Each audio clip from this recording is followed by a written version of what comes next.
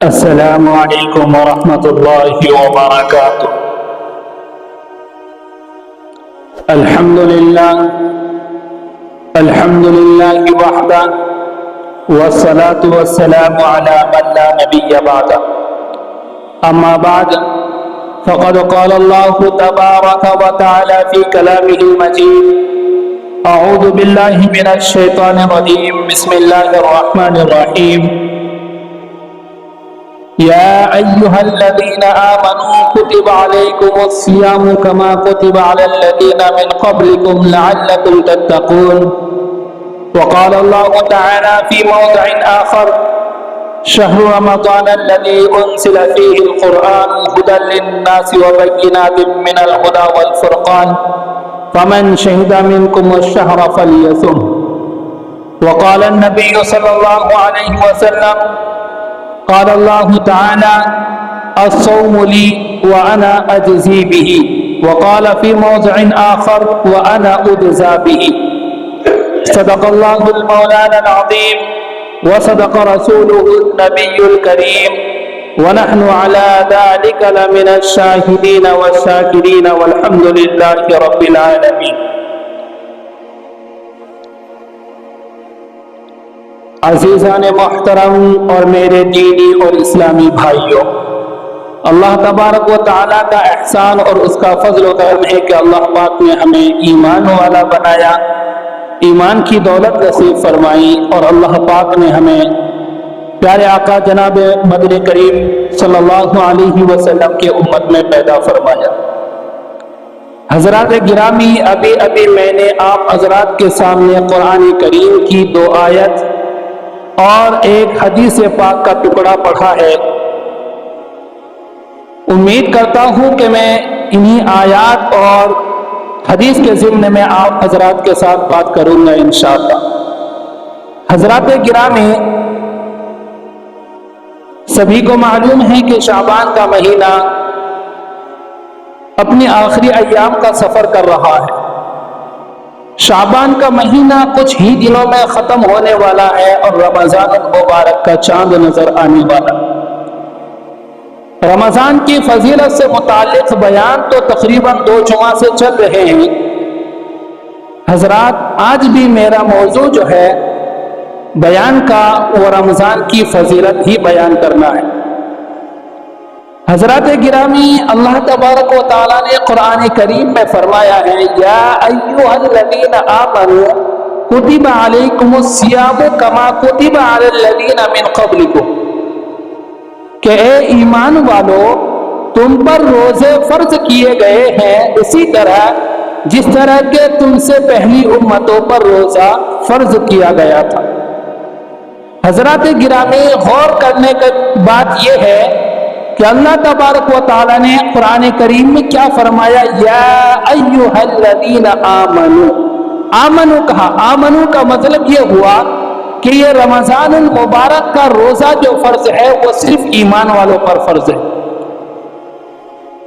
جو غیر مسلم ہے، جو غیر قوم ہے، اس پر رمضان المبارک کا روزہ فرض نہیں ہے۔ اب جو کوئی بھی مرد یا عورت، جوان یا بوڑھے، اگر وہ مومن ہے تو اس پر رمضان المبارک کا روزہ فرض ہے، بشرطے کہ وہ شریعت کی نظر میں عاقل اور بالغ ہو، عاقل اور بالغ ہو۔ اگر کوئی بھی، چاہے وہ نوجوان 15 سالہ، 17 سالہ، 20 سالہ، 25 30 سالہ یا 40-45 سال کا ادھیڑ عمر آدمی یا بوڑھا 55-60 سال کا آدمی، کوئی بھی ہو، چاہے مستورات میں سے ہو، اس پر جو ہے رمضان المبارک کا روزہ فرض ہو جاتا ہے اگر وہ مومن ہے۔ اور دوسری بات، اللہ تبارک و تعالیٰ نے کیا فرمائی اس آیت میں کہ یہ روزہ صرف تمہیں پر رکھا نہیں گیا ہے، یہ روزہ تمہیں پر صرف فرض نہیں ہے بلکہ تم سے پہلی جو امت تھی ان پر بھی روزہ فرض تھا، ان پر بھی روزہ فرض تھا۔ یعنی یہ حکم جو ہے پہلی امتوں پر بھی نازل ہوا تھا، تم پر بھی نازل ہوا ہے۔ ہاں، البتہ اللہ تبارک و تعالیٰ نے ہم پر ذرا محبت زیادہ برسائی ہے۔ اللہ تبارک و تعالیٰ نے ہمیں روزے میں تھوڑی سی چھوٹ دی ہے۔ پہلی امتوں میں جو روزہ تھا وہ صرف افطاری کرنے کی اجازت تھی، سحری نہیں تھی۔ افطاری کرنے کی اجازت تھی، سحری نہیں تھی۔ مغرب کے بعد افطاری کے وقت جو کچھ کھانا ہو کھا لو، اس کے بعد پھر کھانا پینا بند، اس کے بعد پھر کھانا پینا بند۔ نہ رات کو کھا سکتے ہو، نہ اپنی بیوی کے قریب ہو سکتے ہو۔ قریب ہونے کا مطلب ہے کہ بیوی کے ساتھ مباشرت کر سکتے ہو۔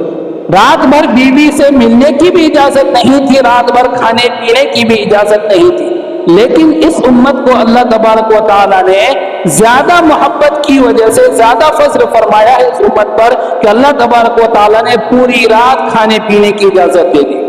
کیوں اجازت دی؟ واقعہ جو ہے، ایک صحابی ہے جن کا نام ہے قیس بن سلیمہ، ایک صحابی ہے جن کا نام ہے قیس بن سلیمہ۔ وہ ایک مزدور آدمی تھے، مزدوری کر کے شام کو روزے کی حالت میں گھر آئے اور دیکھا کہ ابھی کچھ وقت افطاری کا باقی ہے، ابھی افطاری کا کچھ وقت باقی ہے، اور بیوی کو کچھ سامان لینے کے لیے جو بھی گھر میں یا پڑوس میں جہاں بھی تھا وہ سامان لینے کے لیے بھیج دیا کہ افطاری کے سامان اٹھا کر لاؤ۔ بیوی جب تک سامان لینے گئی، یہ آدمی، یہ صحابی جو ہے، کہا ابھی تو ٹائم ہے، تھوڑی دیر لیٹ کے آرام کر لیتا ہوں، سو گئے۔ لیٹ گئے تو لیٹنے کے بعد حکم نازل ہو جاتا ہے کہ افطاری کا وقت ختم۔ اگر آپ سو گئے، آپ پر نیند طاری ہو گئی تو افطاری کا وقت ختم۔ جب ان کی بیوی افطاری کا سامان لے کر کے آتی ہے تو دیکھتی ہے کہ ارے یہ تو سو گئے، ابو سلیمہ تو ہلاک ہو گئے، برباد ہو گئے، یعنی پورے دن بھر روزہ رکھے بھوکے تھے، اب افطاری کرنی تھی اور اب وہ سو گئے، افطاری کا وقت ان کا ختم، اب تو یہ کھا نہیں سکتے۔ چنانچہ وہ صحابی ایک روزہ رکھنے کے بعد افطاری نہیں کرے، پھر انہوں نے جاگنے کے بعد دوسرے روزے کی نیت کر لی۔ جب دوسرے دن تقریباً غالباً ظہر کی نماز کا وقت آیا تو ظہر کی نماز کے لیے گئے، مسجد میں نماز پڑھ رہے تھے، نماز پڑھتے پڑھتے چکر کھا کر بے ہوش ہو کر گر گئے۔ اللہ کے رسول صلی اللہ علیہ وسلم نے دریافت فرمایا کہ ابو سلیمہ، قیس بن سلیمہ، تمہیں کیا ہو گیا، کیوں اس طرح بے ہوش ہو کر گر گئے؟ تو بتاتے ہیں وہ صحابی کہ اللہ کے رسول، میں نے کل دن بھر روزہ رکھا، رات کو جب افطاری کا وقت آیا تو اس وقت میں سو گیا تھا، افطاری بھی نہیں کر پایا، پھر میں نے دوسرے روزے کی نیت کر لی، بھوک کی وجہ سے بے ہوشی طاری ہو گئی، بھوک کی وجہ سے میں گر گیا۔ اللہ تبارک و تعالیٰ یہ سارا معاشرہ دیکھ رہا تھا۔ اللہ تبارک و تعالیٰ نے اس امت پر اپنے نبی کے صدقے توفیق جو ہے رحم فرما کر کے اللہ تبارک و تعالیٰ نے قرآن کریم میں آیت نازل فرمائی، وَكُلُوا وَاشْرَبُوا حَتَّى يَتَبَيَّنَ لَكُمُ الْخَيْطُ الْأَبْيَضُ مِنَ الْخَيْطِ الْأَسْوَدِ مِنَ الْفَجْرِ، کہ تم کھاؤ اور پیو یہاں تک کہ سفید دھاگا کالے دھاگے سے ظاہر ہو جائے فجر کا، یعنی جب تک صبح صادق نہ ہو جائے تب تک تم پوری رات کھا سکتے ہو، پوری رات کھا بھی سکتے ہو، بیوی کے پاس بھی جا سکتے ہو۔ تو پہلی امتوں کو رات بھر کھانے پینے کی یا بیوی کے قریب جانے کی اجازت نہیں تھی۔ اللہ تبارک و تعالیٰ نے اس امت پر اپنے محبوب کے صدقے توفیق جو ہے زیادہ فضل فرمایا اور فضل فرما کر کے کہا کہ تم پوری رات کھا بھی سکتے ہو، پی بھی سکتے ہو اور بیوی کے قریب بھی جا سکتے ہو۔ تو اللہ تبارک و تعالیٰ نے کیا فرمایا، یا ایھا الذین آمنوا کتب علیکم الصیام کما کتب علی الذین من قبلکم، کہ اے ایمان والو، تم پر روزے فرض کیے گئے ہیں بالکل ویسے ہی جیسے کہ تم سے پہلی امتوں پر فرض کیا گیا تھا۔ تو اس سے دو سبق ملتا ہے، ایک سبق یہ کہ صرف ایمان والوں پر رمضان المبارک کا روزہ فرض ہے، ایمان والوں کے علاوہ جو دوسرے قوم و مذہب و ملت کے ساتھ تعلق رکھتا ہے ان پر روزہ فرض نہیں ہے۔ اور دوسری بات یہ سیکھنے کو ملتا ہے کہ یہ روزہ والا عمل جو ہے صرف ہمارے اوپر نہیں ہے، اس سے پہلی امتوں پر بھی روزہ فرض تھا۔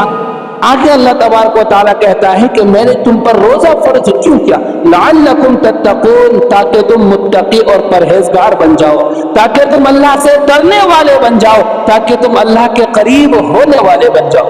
تو اللہ تبارک و تعالیٰ نے رمضان المبارک کا مہینہ اگر آپ کو عطا فرمایا ہے، اس کی قدر کریں۔ رمضان المبارک کی آمد سے پہلے جب رجب شعبان کا مہینہ آتا تو تو اللہ کے رسول صلی اللہ علیہ وسلم وہیں سے رمضان کی تیاری شروع کرتے، اور رجب کا مہینہ، رجب کا چاند دیکھتے ہی اللہ کے رسول صلی اللہ علیہ وسلم دعا فرماتے ہیں اللہم بارک لنا فی رجب و شعبان وبلغنا رمضان، اے اللہ ہم کو، ہمارے لیے رجب اور شعبان میں برکت عطا فرما اور ہمیں جو ہے رمضان المبارک تک صحیح سالم پہنچا۔ اور پھر اللہ کے رسول صلی اللہ علیہ وسلم جو ہے شعبان کے چاند خود دیکھنے کا اہتمام کرتے، رمضان المبارک کے چاند خود دیکھنے کا اہتمام کرتے۔ تو شعبان کا چاند تو گزر گیا ہے، اب دیکھ نہیں سکتے، رمضان المبارک کا چاند خود دیکھنے کی کوشش کریں، رمضان کا چاند خود دیکھے، یہ بھی ایک سنت ہے۔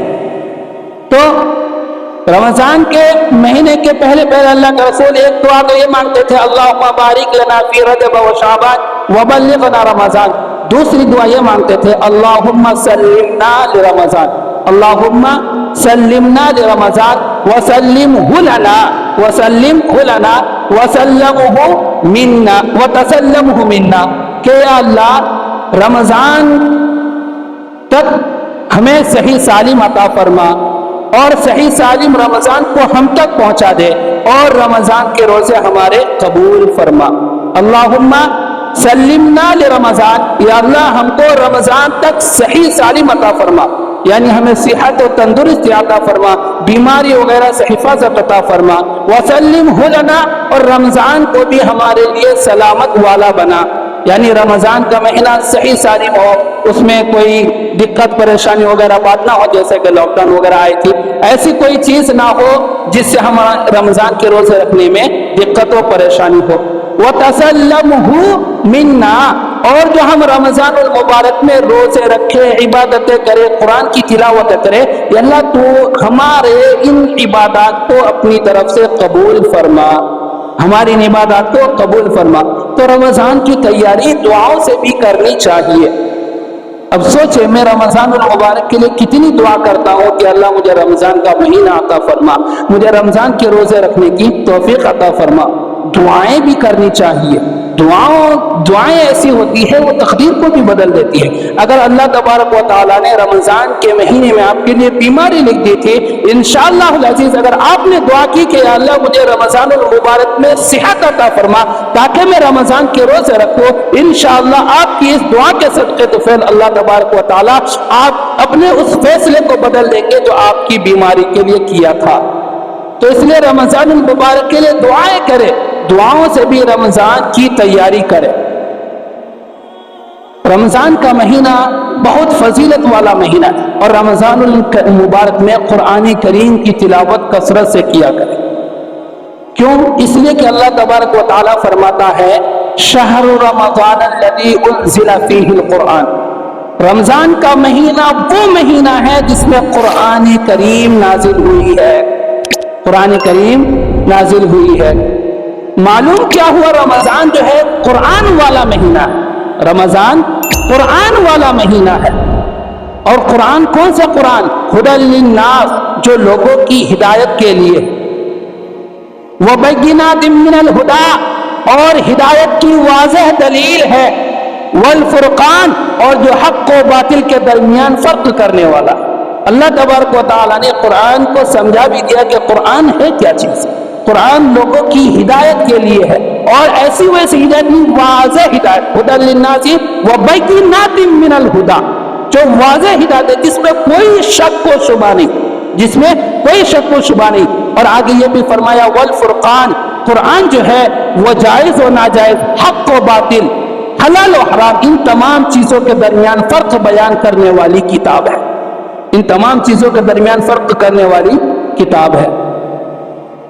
معلوم کیا ہوا؟ رمضان المبارک میں قرآن کریم کی تلاوت کثرت سے کرنی چاہیے۔ رمضان کا مہینہ آیا، آپ اپنا لیپ ٹاپ بند کریں، آپ اپنا فیس بک بند کریں، آپ اپنا انسٹاگرام جو ہے بند کریں، آپ سوشل میڈیا کے تمام جتنے بھی ذرائع ہیں ساری چیزوں کو بند کریں، اخبار پڑھنا بند کریں، آپ ٹیلی ویژن بند کریں، خبریں سننا بند کریں، بلکہ آپ قرآن کریم رمضان المبارک میں پڑھا کریں۔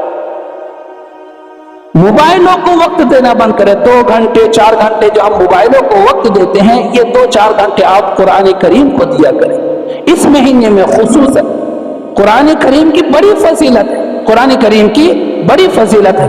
حدیث پاک میں آتا ہے اگر کوئی انسان قرآن کریم کا ایک حرف پڑھتا ہے تو اسے 10 نیکی عطا کی جاتی ہے. اسے 10 نیکی عطا کی جاتی ہے. پھر آگے یوں فرمایا کہ اس کا یہ مطلب نہیں کہ الف لام میم ایک حرف ہے، الف لام میم ایک حرف ہے، بلکہ یہ 3 حرف ہے. الف الگ حرف ہے، لام الگ حرف ہے، میم الگ حرف ہے. اگر کوئی الف لام میم پڑھتا ہے تو اسے 10 نیکی نہیں بلکہ 30 نیکیاں لکھی جاتی ہے. لیکن اس سے آگے بھی ہمارے جو مفسرین مؤرخین حضرات ہیں انہوں نے غور و فکر کر کے بتایا اگر کوئی الف لام میم پڑھتا ہے تو اسے 10 نیکی نہیں 30 نیکی نہیں بلکہ 90 نیکی ملتی ہے، 90 نیکیاں ملتی ہے. اس لیے کہ الف کے اندر 3 حرف ہے، لام کے اندر 3 حرف ہے، میم کے اندر 3 حرف ہے. الف لکھیں گے تو الف لام فا، لام لکھیں گے تو لام الف میم، اور میم لکھیں گے تو میم یا میم. تو یہ 3 کر کے 9 حرف ہے، اور ایک حرف پر اگر 10 نیکی ملتی ہے تو 9 حرف پر 90 نیکیاں ملتی ہے. اور رمضان المبارک کی فضیلت تو یہ ہے کہ اگر نفل پڑھو تو فرض کے برابر ثواب، فرض پڑھو تو 70 فرض کے برابر ثواب.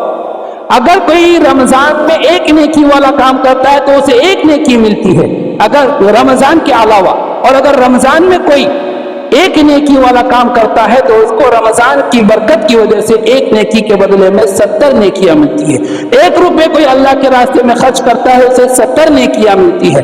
اگر کوئی الف لام میم پڑھتا ہے اسے 90 نیکیاں نہیں بلکہ اسے 70 سے آپ جوڑیے، پاک کیجئے، جتنا 70 سے بنے گا آپ کو اتنی نیکیاں ملے گی، آپ کو اتنی نیکیاں ملے گی. اللہ تبارک و تعالیٰ اتنا نوازتا ہے. لیکن ہمارا حال کیا بن چکا ہے؟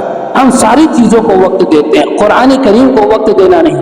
اگر ہمارے گھر میں قرآن کریم ہے تو صرف وہ طاق کی زینت بڑھانے کے لیے، گھر میں جو طاق ہے، الماری ہے، اس کی زینت بڑھانے کے لیے کہ میرے گھر میں قرآن ہے، میرے گھر میں قرآن ہے. یا اگر قرآن پڑھتے ہیں تو فاتحہ درود کے لیے، قرآن کی ابتدائی کرتے ہیں، دکان کی اوپننگ کرتے ہیں تو دکان میں پڑھنے کے لیے سورہ یاسین پڑھ دیے، سورہ بقرہ پڑھ دیے. کوئی میت گھر میں ہوگی میت کے سامنے پڑھ دیے. بس ان چیزوں کے لیے ہم قرآن پڑھتے ہیں، وہ بھی بمشکل کوئی پڑھتا. ورنہ حضرت کو 200 400 500 100 روپے لا کے پکڑا دیا، حضرت ہماری امی کے نام پہ قرآن پڑھ دو. 100 روپے میں قرآن پڑھوا رہا، حضرت سے 100 روپے دے کر کے قرآن پڑھوا رہا. 100 روپے میں آپ کو مکمل قرآن کون پڑھ کے دے گا؟ ہاں بھائی، کون پڑھ کے دے گا؟ ایک قرآن مکمل پڑھنے کے لیے کم سے کم 1 وارم چاہیے. روزانہ اگر 5 پارے پڑھے تو 6 5 30، تب بھی 6 دن لگتے ہیں ایک مکمل قرآن پڑھنے کو. 100 روپے لا کے حضرت کو پکڑا دیا، حضرت بھی 100 روپے رکھ لیا، آپ کو ایک قرآن. ہاں ٹھیک ہے، 100 روپے میں کون حضرت ایک وارم آپ کے لیے محنت کرے گا بھائی؟ 100 روپے پکڑا کے ایک قرآن خود پڑھو، اپنے بچوں کو پڑھاؤ، اپنی بیوی کو پڑھاؤ، گھر میں قرآن کی تعلیم دو، قرآن خود پڑھنے کی عادت ڈالو. 100 روپے والا حافظ تلاش کر کے 100 روپے میں قرآن مکمل نہ کرواؤ. اللہ جانے وہ قرآن پڑھتا بھی ہے کہ نہیں، اللہ جانے وہ قرآن پڑھتا بھی ہے کہ نہیں. ایک وارم وہ محنت کرتا، آپ 100 روپے پکڑائیں گے، آپ کو کون سا وہ قرآن پڑھ کے دے گا؟ بھائی تیرے 100 روپے کے لیے میں ایک وارم قرآن کو پڑھتا رہوں گا. ایک وارم روزانہ 5 پارے اگر پڑھے، 5 پارا پڑھنے میں تقریباً 2 گھنٹے لگتے ہیں. 2 گھنٹے 6 دن میں 12 گھنٹے. 100 روپے میں آپ کے 12 گھنٹہ کون محنت کرے گا؟ کون محنت کرے گا 12 گھنٹہ؟ تو ہوش سے کام لے، عقل سے کام لے. قرآن کریم کی تلاوت خود کرے. اللہ نے آپ کو عقل دی، اللہ نے آپ کو زبان دی، اللہ نے آپ کو آنکھیں دی، اللہ نے آپ کو سب کچھ دیا ہے. آپ قرآن خود کیوں نہیں پڑھتے؟ نہیں آتا پڑھنے، سیکھیے. باقی کام ہمیں نہیں آتا، ہم سیکھتے ہیں کہ نہیں؟ بھائی بائک چلانی مجھے نہیں آتی، ضرورت ہے سیکھوں گا نا. بھائی میں ٹیلرنگ کرنا چاہتا ہوں، مشین میرے کنٹرول میں نہیں ہے، نہیں چلا پاتا ہوں، سیکھوں گا نا. مجھے نوکری کرنی نہیں آتی، مجھے کاروبار کرنا نہیں آتا، زندگی کے گزر بسر کرنے کے لیے سیکھوں گا نا. تو جب میں ساری چیزیں سیکھ رہا ہوں، قرآن کریم کیوں نہیں سیکھوں؟ قرآن کریم کیوں نہ سیکھوں؟ حضرت نہیں ہوتا ہم سے قرآن پڑھنا، نہیں ہوتا. انسان کے بس کے کیا ہے کہ انسان کو نہیں ہوتا. انسان کے بس کی کیا نہیں ہے کہ انسان کو نہیں ہوتا. قرآن سیکھیے. قرآن سیکھنے کا کوئی وقت نہیں ہوتا. 60 سال 50 سال کے باوجود حضرات صحابہ کرام نے اللہ کے رسول سے قرآن سیکھا. ایسا نہیں کہ حضرت صحابہ کرام بچپن سے قرآن سیکھے. جن کی عمر زیادہ ہو گئی تھی انہوں نے قرآن نہیں سیکھا تھا. قرآن سیکھنے کی، علم سیکھنے کی، تعلیم حاصل کرنے کی کوئی عمر نہیں ہوتی. عمر کی کوئی قید نہیں ہے. آپ قرآن کریم سیکھیے، خود پڑھیے.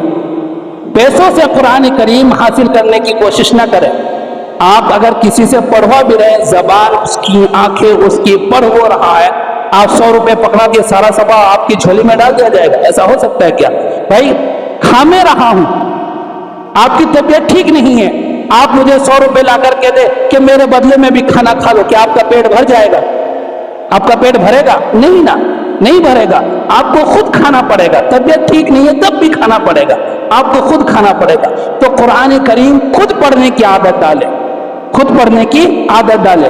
دکان وغیرہ کی اوپننگ کرنی ہو، خود روزانہ آپ دکان فجر کی نماز پڑھیے. فجر کی نماز کے بعد اپنی دکان میں جائیے، یاسین شریف اٹھائیے، یاسین پڑھیے، سورہ بقرہ پڑھیے. اپنے قرآن کریم خود پڑھنے کا معمول بنائیے. حضرت کو بلا کر لے کر کے جائیں گے، حضرت کو اگر اچھا ہدیہ تحفہ دے دیا تو خوش ہو کر کے پڑھ دیں گے، نہیں دیا تو اگلی بار جائیں گے بھی نہیں. میں کھل کے بات کر رہا ہوں، یہ نہیں کہہ رہا ہوں کہ مجھے مت بلاؤ، کہ مجھے بلاتے ہو تو میں پڑھتا نہیں. میں یہ کہہ رہا ہوں اپنا کام خود کیا کرو، اپنا کام خود کیا کرو.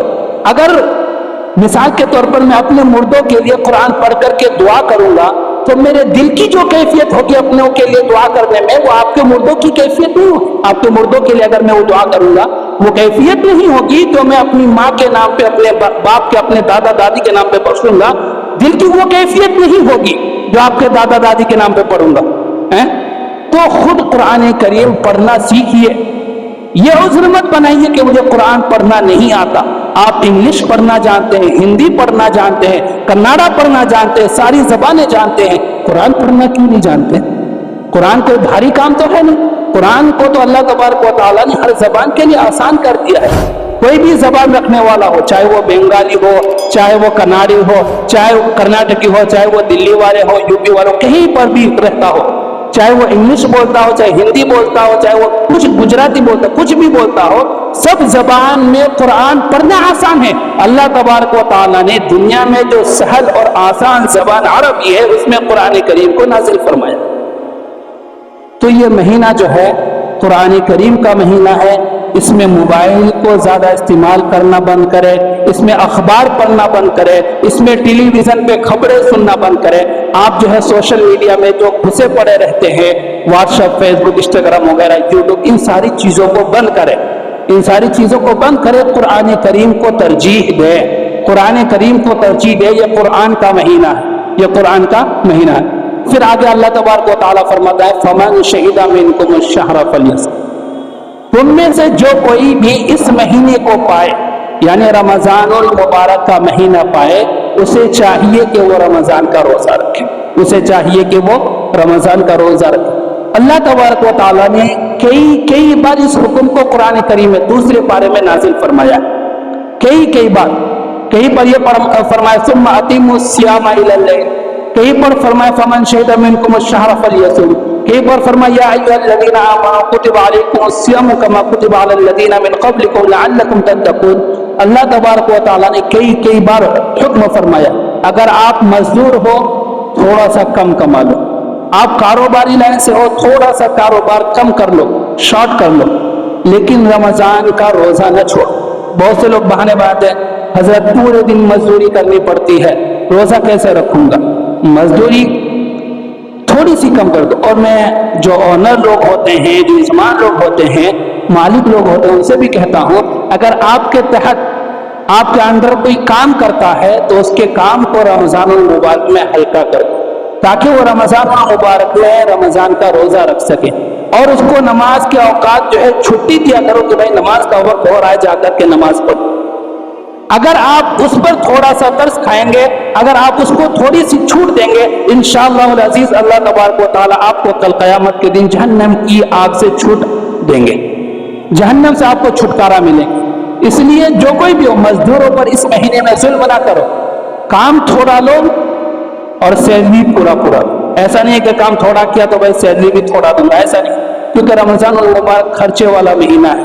افطاری کا انتظام کرنا، سحری کا انتظام کرنا، پھل فروٹ، کھجور، دودھ اور نہ جانے کیا کیا چیزیں، یہ ساری چیزوں کا انتظام کرنا پڑتا ہے. تو تھوڑی سی چھوٹ دو، کام کم کرواؤ، مزدوری اور بڑھا دو، ڈبل کر دو. جب اللہ تبارک و تعالیٰ 1 پہ 70 نواز رہا ہے، اگر آپ کے یہاں کوئی مزدور کام کرتا ہے، پہلے 10,000 روپے تنخواہ دیتے تھے، اس مہینے میں 15 دے دیجئے، 20 دے دیجئے. اللہ تبارک و تعالیٰ آپ کو اور نوازے گا، اللہ آپ کو اور نوازے گا. بونس ڈبل کر دیجئے. 10 دیتے تھے مہینے کا، 10,000 دیتے تھے، 20 دے دیجئے. اللہ آپ کے خزانے میں کوئی کمی نہیں کرے گا. اللہ آپ کو اور خزانہ غیب سے عطا فرمائے گا. کریں گے انشاءاللہ. تو اپنے مزدوروں کو کام کا ہلکا کرے اور مزدوری زیادہ دے، دہاڑی زیادہ دے، تاکہ وہ دل کھول کر کے اپنی بیوی بچوں کے لیے جو ہے رمضان کے لیے افطاری، سحری کا انتظام کر سکے. اللہ تبارک و تعالیٰ مجھے بھی اور آپ کو بھی اس بات پر عمل کی توفیق نصیب فرمائے. تو اللہ تبارک و تعالیٰ نے ہمیں سحری کا حکم دیا ہے کہ تم سحری کر سکتے ہو، تمہیں سحری کی اجازت ہے. اور سحری صرف کر سکتے ہو نہیں، سحری جو ہے اللہ کے رسول صلی اللہ علیہ وسلم فرماتے ہیں کہ سحری جو ہے یہ برکت والا کھانا ہے. سحری یہ برکت والا کھانا ہے. دنیا میں کسی بھی کھانے میں اتنی برکت نہیں ہوتی جتنا سحری کے کھانے میں برکت ہوتی ہے. اس لیے سحری ضرور کیا کریں. اگر آپ سحری نہیں کریں گے تو آپ جو ہے سحری کے برکت سے محروم ہو جائیں گے. اور دوسری بات یہ ہے کہ آپ کی طبیعت بھی خراب ہو سکتی ہے، آپ کو روزہ بھی چھوڑنا پڑ سکتا ہے. اس لیے سحری کا انتظام کریں اور سحری جو ہے کیا کریں. سحری کے کھانے میں بہت برکت ہے. ایک مرتبہ اللہ کے رسول صلی اللہ علیہ وسلم کے سامنے ایک بکری کا سرا پکا کر کے لا کے دیا گیا. اللہ کے رسول کھا رہے تھے، حضرت علی سامنے آ گئے. اللہ کے رسول نے فرمایا علی آ جاؤ سحری کر لو، سحری برکت کا کھانا ہے. حضرت علی کھانے میں شامل ہو گئے. اس کے بعد جو ہے ایک صحابی اور آئے، اللہ کے رسول نے کہا آپ بھی شامل ہو جاؤ، آپ بھی شامل ہو جاؤ، سحری برکت کا کھانا ہے، اللہ کی برکت لوٹو. وہ صحابی بھی شامل ہو گئے. اتنے میں حضرت بلال حبشی رضی اللہ عنہ وہ بھی آ گئے کہ اللہ کے رسول صلی اللہ علیہ وسلم صبح کا وقت ہونے جا رہا ہے، کھانا پینا بند کیجیے. اللہ کے رسول نے فرمایا بلال وہ چھوڑو، آؤ تم بھی کھاؤ، برکت کا کھانا ہے، تم بھی کھاؤ. دیکھو ہر ایک کو کیا کہہ رہے، برکت کا کھانا ہے، سحری برکت کا کھانا، آؤ تم بھی کھاؤ. حضرت بلال حبشی جو ہے شاید وہ سحری سے فارغ ہو چکے ہوں گے. انہوں نے کہا اللہ کے رسول اذان کا ٹائم ہو رہا، میں اذان دینے جا رہا. اذان دینے کے لیے ٹیلے پر کھڑے ہوئے. پھر ان کو یاد آیا کہ کہیں ایسا نہ ہو اللہ کے رسول ابھی بھی کھا رہے ہو تو میں ان سے جا کر کے کہتا ہوں کہ کھانا پینا بند کریں. حضرت بلال حبشی اللہ کے رسول کے پاس آئے اور آ کر کے کہا اللہ کے رسول ابھی تک آپ کھا رہے ہیں، صبح ہونے جا رہی، واللہ لقد اصبحت، اللہ کی قسم صبح ہو گئی، آپ کھانا پینا بند کر دیں. جیسے حضرت بلال حبشی نے قسم کھائی واللہ لقد اصبحت، کہ اللہ کی قسم صبح ہو گئی ہے، آپ نے صبح کر دی ہے، اللہ کے رسول نے کھانے سے ہاتھ روک لیا، کھانے سے ہاتھ روک لیا اور فرمایا کہ بلال اگر تو اللہ کی قسم نہیں کھاتا تو میں جب تک کھاتے رہتا صبح نہیں ہوتی. اللہ تبارک و تعالیٰ نے تمہاری قسم کی لاج رکھ لی اور اللہ تبارک و تعالیٰ نے آج وقت سے پہلے صبح کر دی. اللہ تبارک و تعالیٰ نے آج وقت سے پہلے صبح کر دی. تو سحری کا کھانا جو ہے وہ برکت کا کھانا ہے. سحری کا انتظام کرے اور اس مہینے میں اپنے دسترخوان کو وسیع بنائے. دسترخوان وسیع بننے کے ساتھ ساتھ اپنے دل کو بھی وسیع بنائے. وسیع کہے تو کشادہ بڑا، وسیع کہے تو کشادہ بڑا. اپنے دسترخوان کو بھی بڑا بنائیے، اپنے دل کو بھی بڑا بنائیے. خود بھی کھائیے، آس پڑوس کے لوگوں کی بھی دعوت کیجیے. آس پڑوس کے لوگوں کی، آپ کے آس پڑوس میں کوئی غریب رہتے ہیں، ان کے گھر کھانے کا نظام اتنا اچھا نہیں ہے، آپ ایک کٹوری میں اٹھا کر کے ان کے گھر پہنچوا دیجیے یا اپنے دسترخوان میں بلا لیجیے. اپنا دسترخوان بھی بڑا بناؤ، اپنا دل بھی بڑا بناؤ، اپنا دل بھی بڑا بناؤ. اور اگر کسی کو سحری اور افطاری کرائی جاتی ہے، اس کی بہت بڑی فضیلت آئی ہے. حدیث پاک میں آتا ہے اگر کوئی کسی روزے دار کو افطاری کراتا ہے تو اس کو روزہ رکھنے والے کے برابر ثواب ملتا ہے، اسے روزہ رکھنے والے کے برابر ثواب ملتا ہے.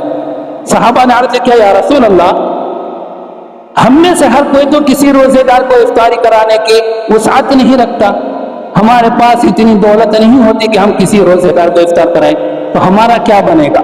اللہ کے رسول صلی اللہ علیہ وسلم نے فرمایا کہ کسی روزے دار کو افطار کرانے کا مطلب یہ نہیں ہے کہ تم اس کو پیٹ بھر کے کھلاؤ. اگر تم کسی روزے دار کو ایک کھجور کھلا دیتے ہو یا ایک گلاس پانی پلا دیتے ہو یا ایک گلاس لسی پلا دیتے ہو، فضائل اعمال میں بھی یہ حدیث مذکور ہے، اگر کسی روزے دار کو ایک کھجور کھلا دیتے ہو یا ایک گلاس پانی پلا دیتے ہو یا یہ ایک گلاس لسی کا پلا دیتے ہو تو تمہیں افطار کرانے کا پورا ثواب ملے گا۔ تو اللہ نے اگر آپ کو وسعت دی ہے، خود بھی اپنا دسترخوان بڑا بنائے، اپنا دل بڑا بنائے اور لوگوں کو کھلائے پلائے۔ ایک بات اور، اللہ تبارک و تعالیٰ نے ہمیں قرآن کریم میں کیا کہا؟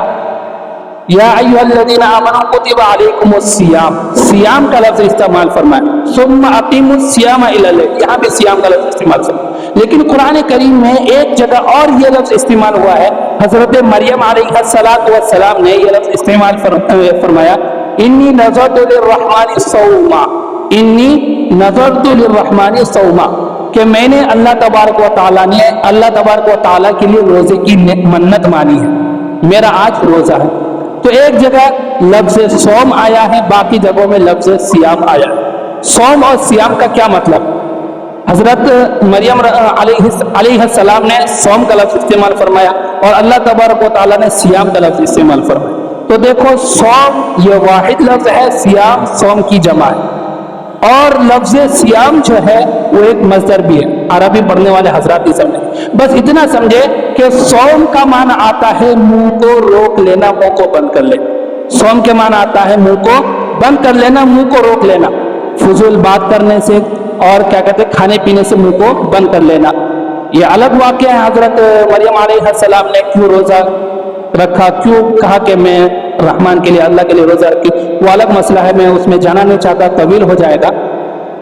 اور اس امت کے لیے سیام کا لفظ کیوں فرمایا؟ صوم کے معنی آتا ہے منہ کو بند کر لینا، کھانے پینے سے اور بات کرنے سے، لیکن سیام کا معنی آتا ہے اپنی آنکھوں کو غلط دیکھنے سے روک لینا، اپنی زبان کو فضول اور غلط بولنے سے روک لینا، اپنے ہاتھوں کو غلط استعمال سے روک لینا، اپنے پاؤں کو غلط استعمال سے روک لینا، اپنی زبان کو غلط استعمال سے روک لینا، اپنے دل، دماغ، ذہن اور ان ساری چیزوں کو، سوچ سمجھ ساری چیزوں کو غلط استعمال سے روک لینا، اس چیز کا نام سیام ہے۔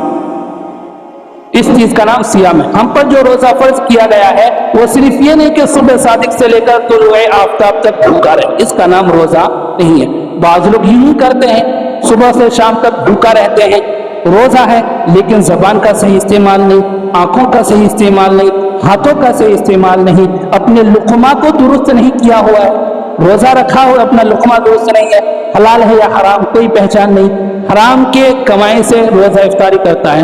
اگر کوئی حرام کی کمائی سے روزہ افطاری کرتا ہے، اس کو بھوکے رہنے کے علاوہ کچھ بھی روزے سے نہیں ملے، چاہے وہ حرام کی کمائی کیسی بھی ہو، جھوٹ بیمان کی ہو، چاہے کسی کو دغا دے کر کے اس کا مال لیا گیا ہو، چاہے وہ سود کے پیسے ہو، چاہے وہ رشوت کے پیسے ہو، کیسے بھی حرام کی کمائی سے اگر کوئی روزہ افطاری کرتا ہے یا سحری کرتا ہے، حدیث پاک میں آتا ہے اس شخص کو سوائے بھوکا رہنے کے کچھ نہیں ملتا۔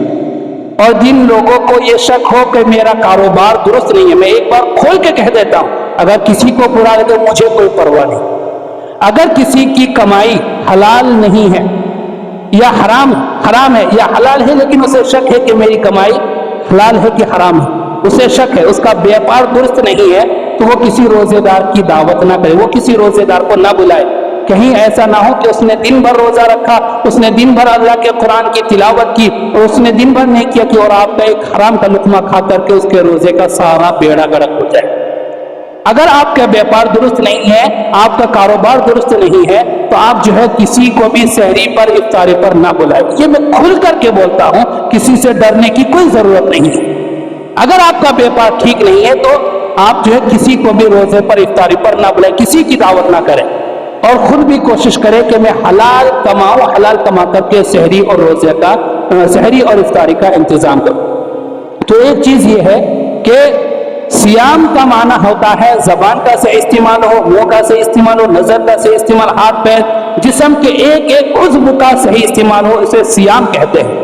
تو روزہ جو ہے مکمل روزہ رکھے، اور اللہ تبارک و تعالیٰ نے آگے یہ فرمایا ہے وَلِتُكْمِلُوا الْعِدَّةَ، شہر رمضان الذی جو میں نے آیت پڑھی اس میں اللہ تبارک و تعالیٰ نے فرمایا وَلِتُكْمِلُوا الْعِدَّةَ، اور تم جو اس عدت کو یعنی رمضان المبارک کے پورے روزے رکھو، اس کو مکمل کرو، تکمیل کرو۔ بعض حضرت کیا کہتے ہیں، ایک رکھ لیے، دو رکھ لیے، بعض حضرت کیا کہتے ہیں، مفتی بنے پھرتے ہیں، جس نے شروع کا روزہ رکھ لیا، آخر کا روزہ رکھ لیا، اس کو پورے رمضان روزے رکھنے کا ثواب ملے۔ پتہ نہیں نیا دین کہاں سے پیش کرنے لگ جاتا ہے. جس نے شروع کا روزہ رکھ لیا آخر کا روزہ رکھ لیا اس کو پورے روزے رکھنے کا ثواب ملتا ہے. پورے روزے رکھنے کی کوئی ضرورت نہیں ہے, 10 15 8 10 جتنی ہمت ہو رکھ لو, ایسا نہیں ہے میرے بھائی. وَلِتُكْمِلُوا الْعِدَّةَ, آپ جو ہے اس عدت کو مکمل کرو, یعنی اللہ نے جو 30 روزے آپ پر فرض فرمائے پورے 30 روزے رکھو. ہاں اگر آپ کی طبیعت خراب ہو جاتی ہے یا آپ مسافر ہیں, کہیں سفر کر رہے ہیں, لمبے سفر میں ہیں, تو اللہ تبارک و تعالیٰ نے آپ کو چھوٹ دیا ہے. وَمَنْ كَانَ مَرِيضًا أَوْ عَلَىٰ سَفَرٍ فَعِدَّةٌ مِّنْ أَيَّامٍ أُخَرَ, اگر آپ بیمار ہو گئے, اتنا بیمار کے روزہ رکھو گے تو آپ کی بیماری بڑھ جائے گی, آپ ہلاک ہو سکتے ہو. یا آپ سفر میں ہو, پیدل سفر کر رہے ہو, دھوپ کا سفر ہے, گرمی کا موسم ہے, آپ جو ہے روزہ رکھو گے تو ہلاک ہو جاؤ گے, تو اللہ نے چھوٹ دی ہے کہ آپ جو ہے اس روزے کو جو ہے آئندہ مؤخر کر دو, رمضان کے بعد رکھو, لیکن رکھنا ہے, چھوڑنا نہیں ہے. رمضان میں اگر کسی مجبوری کی وجہ سے روزہ نہیں رکھ سکے تو رمضان کے بعد آپ کو روزہ ضرور رکھنا ہے. رمضان کے روزے معاف نہیں ہے کسی بھی صورت میں, کسی بھی صورت میں رمضان کے روزے معاف نہیں ہے. اور آخر میں 4 بات اور بتا دوں بس مختصراً, ٹائم ہو رہا ہے. کن لوگوں کے روزے اللہ کے یہاں قابل قبول نہیں ہوتے؟ 4 لوگ ایسے ہیں جن کے روزے آسمان سے اوپر نہیں جاتے. وہ 4 لوگ کون ہیں؟ نمبر 1, اگر کوئی شراب کا عادی ہے, شراب پیتا ہے, تو اس کے روزے جو ہے قبول نہیں ہوتے. حدیث پاک میں آتا ہے اگر کوئی شراب کا عادی ہے تو اس کے روزے قبول نہیں ہوتے, اس کے روزے دنیا ہی میں پھرتے رہتے ہیں, عرش پر نہیں جاتا, اللہ کے یہاں تک نہیں پہنچتا. اور اگر کوئی ماں باپ کا باغی ہے, ماں باپ کا نافرمان ہے, تو اس کے بھی روزے قبول نہیں ہوتے. حدیث پاک میں آتا ہے اگر کوئی ماں باپ کا باغی ہے اس کے روزے قبول نہیں ہوتے. ماں باپ کا باغی بننا, ماں باپ کا نافرمان بننا بہت بڑا گناہ ہے. میں نے اس سے پہلے بھی بتایا تھا, آج بھی بتاتا ہوں, ایک مختصر واقعہ بتاتا ہوں. ایک صحابی ہے حضرت علقمہ رضی اللہ عنہ, صحابی رسول ہے. صحابی مطلب جن کے لیے دنیا ہی میں جنت واجب ہو چکی ہے, جس کے لیے اللہ نے یہ اعلان فرما دیا رضی اللہ عنہ ورضوا, کہ میں اس سے راضی, اللہ اس سے راضی ہو گیا, وہ اللہ سے راضی ہو گیا. تو صحابی رسول ہے, موت کا وقت قریب ہے, موت کا وقت قریب ہے, نزاع کی حالت ہے, لوگ کلمے کی دعوت ہے, بھائی کلمہ پڑھ لو, آخری وقت چل رہا ہے, کلمہ پڑھنا چاہ رہے ہیں, زبان سے کلمہ نہیں نکل رہا. اللہ کے رسول صلی اللہ علیہ وسلم تک علقمہ کی بیوی, حضرت علقمہ کی بیوی نے پیغام بھجوایا کہ اللہ کے رسول کو اس بات کی خبر دیجیے. اللہ کے رسول صلی اللہ علیہ وسلم کو جب پیغام پہنچا, اللہ کے رسول بھاگے آئے, میرے صحابی کو کلمہ نصیب نہیں ہو رہا, کیا بات ہے؟ اللہ کے رسول حضرت علقمہ کے سرحانے پر آ کر کے کلمے کی دعوت دی. پڑھو علقمہ, لا الہ الا اللہ محمد رسول اللہ. حضرت علقمہ کہتے ہیں یا رسول اللہ مجھ سے نہیں پڑھا جا. اللہ کے رسول سمجھ گئے کیا وجہ. اللہ کے رسول نے کہا تمہارے ماں باپ میں سے کوئی زندہ ہے؟ کہنے لگا ہاں ماں زندہ ہے, باپ نہیں ہے. کہا ان کی ماں کو بلایا جائے. ماں آئی, پوچھا تمہارا بیٹے آخری وقت میں چل رہا ہے, کلمہ نصیب نہیں ہو رہا ہے, کیا تم اس سے ناراض ہو؟ حضرت علقمہ کی ماں کہتی ہے ہاں میں ناراض ہوں. اللہ کے رسول فرماتے ہیں کیا بات, کیوں ناراض ہو؟ وہ صحابیہ عورت حضرت علقمہ کی ماں کہتی ہے کہ یا رسول اللہ میرا بیٹا بہت اچھا ہے. کیا شکایت کر رہی ہے؟ میرا بیٹا بہت اچھا ہے, دیندار بھی ہے, دن بھر روزے رکھتا ہے, رات کو نماز پڑھتا ہے, اللہ کا ایک حکم بھی نہیں چھوڑتا, لیکن یہ مجھے اپنی زبان سے تکلیف دیتا. یہ جب مجھ سے بات کرتا ہے سخت کلامی کرتا ہے, اپنے زبان کا صحیح استعمال نہیں کرتا, اور یہ اپنی بیوی پر مجھے فوقیت نہیں دیتا بلکہ اپنی بیوی کو مجھ پر فوقیت دیتا ہے, اس لیے میں اس سے ناراض ہوں. اللہ کے رسول نے کہا کہ دیکھو علقمہ کا آخری وقت چلا, آپ اسے معاف کر دو. تو وہ صحابیہ کہتی ہے کہ معاف کرنے کو دل نہیں کر رہا, اس نے میرا اتنا دل دکھایا ہے کہ اسے معاف کرنے کو دل نہیں چاہتا. اللہ کے رسول نے کہا کہ اچھا اگر میں اسے جلا دوں تو, اگر میں اسے لکڑیاں منگوا کر کے جلا دوں تو تب بھی معاف نہیں کرو گی؟ تو وہ صحابیہ کہتی ہے, حضرت علقمہ کی ماں کہتی ہے کہ نہیں, اتنی بھی ناراض میں اپنے بیٹے سے نہیں ہوں کہ اپنی آنکھوں سے اپنے لگتے جگر کو جلتا ہوا دیکھ سکوں. کہا اگر تم دنیا میں اپنے بیٹے کو آنکھوں سے جلتا ہوا نہیں دیکھ سکتی, تم اس سے ناراضگی بنائے رکھو گی تو اللہ اس کو جہنم کی آگ میں جلائے گا. تو وہ صحابیہ کہتے ہیں چلو میں اپنے بیٹے کو اللہ کے واسطے معاف کرتی ہوں. پھر اللہ کے رسول صلی اللہ علیہ وسلم کلمے کی تلقین فرماتے ہیں, پڑھو بیٹا لا الہ الا اللہ محمد رسول اللہ. وہ صحابی فوراً کلمہ پڑھتے ہیں اور کلمہ پڑھ کر کے اس دار فانی سے رخصت ہو جاتے ہیں. اللہ کے رسول صلی اللہ علیہ وسلم خود نماز جنازہ پڑھاتے ہیں, اور نماز جنازہ پڑھا کر کے آپ مجمع میں کھڑے ہو کر کے اعلان کرتے ہیں سنو سنو, جو کوئی بھی ماں باپ کا نافرمان ہوگا نہ تو اس کے روزے قبول ہوں گے، نہ اس کی نماز قبول ہوگی، نہ اس کا حج قبول ہوگا، نہ اس کا حج قبول ہوگا، بلکہ دین کا کوئی بھی کام اس کا قابل قبول نہیں ہوتا۔ اگر کوئی ماں باپ کے ساتھ بد زبانی کرتا ہے، ماں باپ کا حق ادا نہیں کرتا، ان کو برا بھلا کہتا ہے، مارتا ہے، ڈانٹتا ڈپٹتا ہے، توبہ کرے، رمضان سے پہلے پہلے ماں باپ سے جا کر کے معافی مانگے۔ تیسرا شخص جو رشتہ داروں سے لڑتے جھگڑتے رہتا ہے، صلہ رحمی نہیں کرتا، بات بات میں رشتہ داروں سے لڑنا، باپ کے رشتوں سے، ماں کے رشتوں سے، نانی ماموں، خالہ خالو، دادا دادی، چاچا چاچی، کسی بھی رشتہ دار سے لڑتا جھگڑتا رہتا ہے، اس کا کام ہی ہے صرف فساد پھیلانا، ایسے شخص کا روزہ قبول نہیں ہوتا۔ چوتھا اور کوئی شخص ہے جو فی الحال میرے ذہن میں نہیں آ رہا ہے، تو 4 لوگ ایسے ہیں جن کا رمضان المبارک میں روزے قبول نہیں ہوتے۔ اس لیے اگر کسی کے اندر یہ بیماریاں ہے تو ان کو درست کرے، اپنے آپ کو سچا پکا اچھا پکا مومن بنائے اور رمضان المبارک کے پورے روزے رکھے، قرآن کریم کی زیادہ سے زیادہ تلاوت کرے، تراویحوں کا جو ہے معمول بنائے، تراویح بھی پڑھے۔ بعض لوگ کیا کرتے ہیں، شروع میں 1-2 دن تو تراویح پڑھنے کے لیے آئے، اس کے بعد غائب۔ پہلے دن تو مسجد بھر جاتی ہے وہاں تک، باہر تلک، دوسرے تیسرے دن 1 صف 2 صف رہ جاتی، پھر جب 26ویں کی رات آتی ہے، اوہو سارے نمازی وہاں روڈ تک، سارے حاجی آ کر کے آج جمع ہو گئے۔ آپ کو پورے رمضان کے روزے بھی رکھنے ہیں، پوری رمضان کی نماز، تراویح کی نماز بھی پڑھنی ہے، بقیہ نماز بھی پڑھنی ہے، اور آپ کو صرف رمضان بھر میں نمازی نہیں بننا ہے، آپ کو 12 مہینے پورا سال مرتے دم تک، آخری سانس تک، تا دم حیات آپ کو نمازی بننا ہے۔ نماز آپ پر ہر مہینے میں فرض ہے، صرف رمضان میں فرض نہیں ہے۔ اللہ تبارک و تعالیٰ مجھے بھی اور آپ کو بھی اور آنے والی تمام لوگوں کو بھی اللہ تبارک و تعالیٰ ان تمام باتوں پر عمل کی توفیق نصیب فرمائے۔ آمین۔ وآخر دعوانا الحمدللہ رب العالمین۔